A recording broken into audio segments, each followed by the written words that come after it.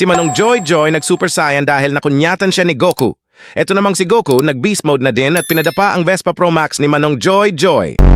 Eto nangangampanya ata maging mayor. Sa sobrang kulit nila dumiretso sila papuntang portal. Kaya lang di sila tumagos.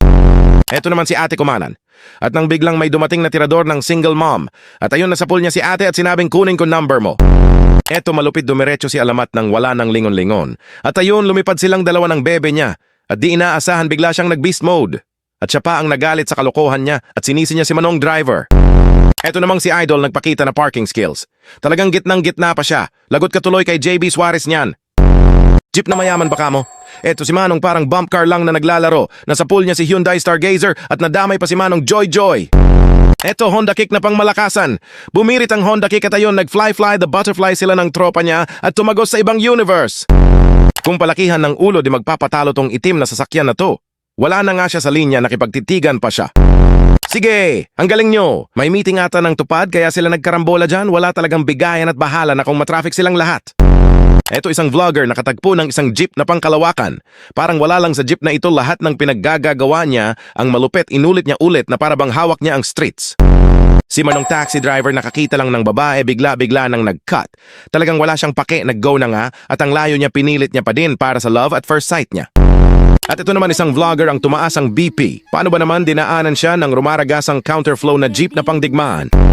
Nakakita ka na ba ng centipede? Eto ganon din tricycle nga lang. Akala mo talaga may show ng pagandahan ng build ng tricycle pero mali hinuli lang pala sila ng MTPB.